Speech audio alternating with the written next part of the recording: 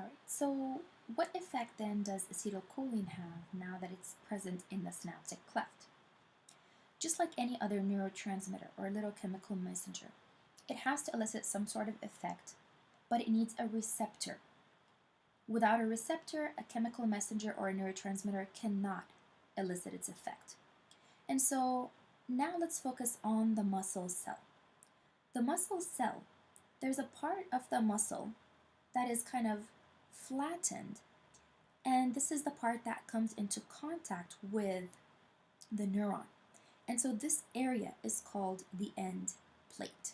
So the end plate of the muscle is the region by which the muscle participates in this neuromuscular junction. And so the end plate region of your muscle cells have these receptors. And these are acetylcholine receptors.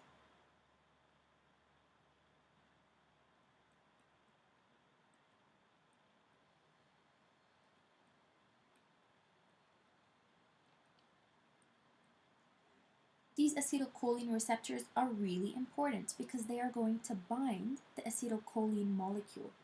And each of those receptors binds two acetylcholine molecules. And so this is step number 5. So acetylcholine is going to bind to the acetylcholine receptors. But at the same time, once these receptors bind acetylcholine, there's a sudden influx of sodium ions.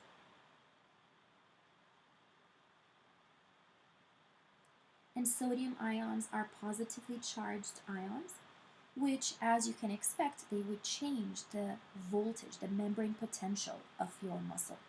So at rest, the muscle resting membrane potential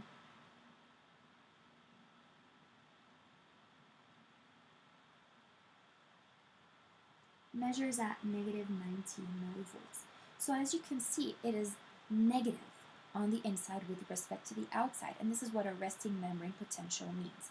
It's the difference in voltage across the membrane. And so when the muscle is at rest, it measures at negative 90. But now that the sodium positively charged ions are entering, this is going to start shifting the resting membrane potential. And so sodium enters, and also actually potassium is also going to exit. Okay. But this shift, or this change in the resting membrane potential, is now what we call the end plate potential, due to the influx of sodium, positively charged sodium. And so this is how your muscle is going to start to generate its own electrical message or its own action potential.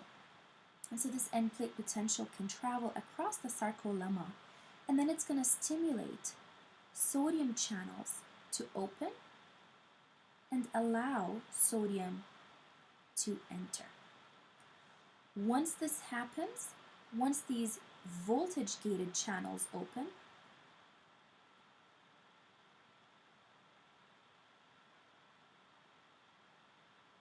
this is what results in the muscle's action potential.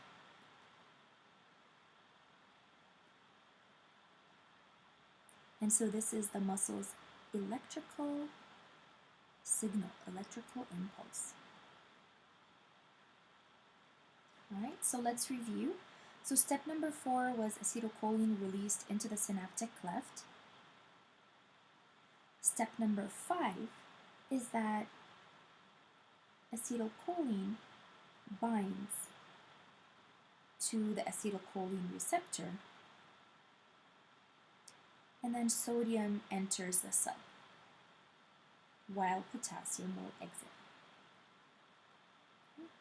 This is going to generate the end plate potential. So this is step number 5. Now step number 6, as we discussed, is that voltage-gated sodium channels will now open on the sarcolemma, and this is going to generate the action potential.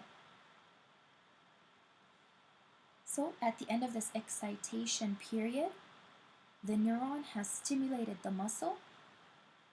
The neuron had its action potential, resulted in the release of acetylcholine, which will then stimulate the muscle to generate its own action potential. So this is how your muscle is now going to start its own events following excitation from a neuron.